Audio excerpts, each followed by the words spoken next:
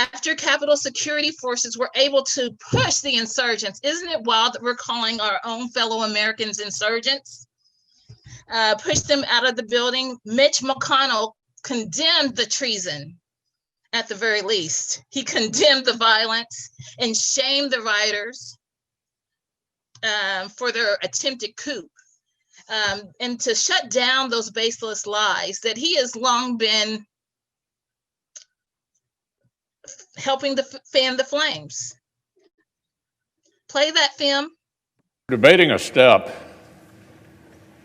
that has never been taken in American history, whether Congress should overrule the voters and overturn a presidential election. President Trump claims the election was stolen. The assertions range from specific local allegations to constitutional arguments to sweeping conspiracy theories. Dozens of lawsuits received hearings in courtrooms all across our country. But over and over, the courts rejected these claims, including all-star judges whom the president himself has nominated. So you all, those words were needed at the time.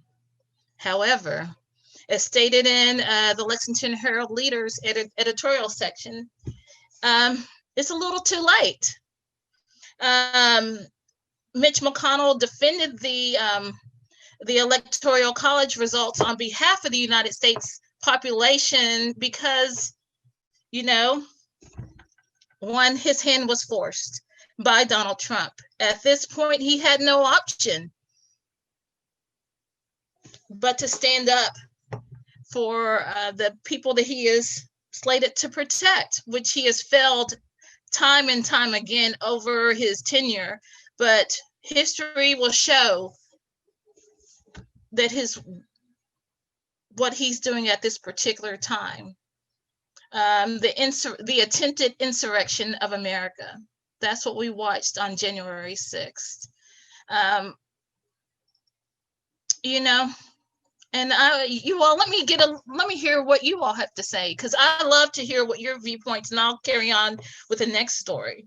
But what do you all think about the terrorist attack on us and on our leaders that we have elected to lead us in Washington, D.C.?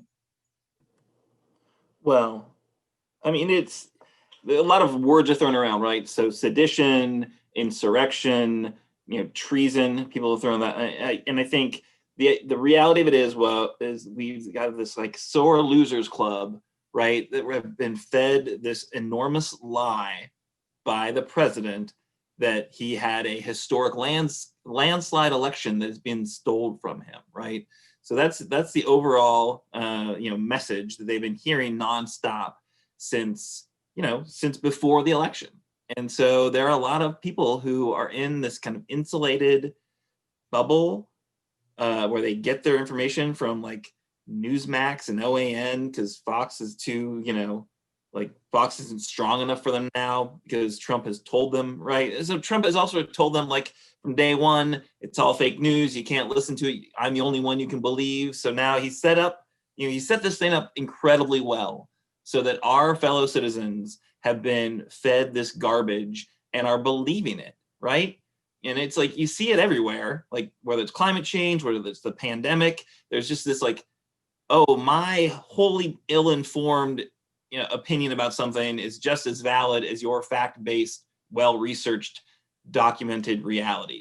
And that's just not the way it works, right? But when you've got your leader telling you everything's fake news, even when they adhere to journalistic standards, and even when it's Republican election officials who are like swearing up and down the vote was legit, and even though judge after judge, as you heard Mitch just say, right, all-star judges, because they're all on the bench because Mitch and Trump were in cahoots to get them in there, right? They all said, there's no there there. You can't, no, this is a real election. It's free, it's fair.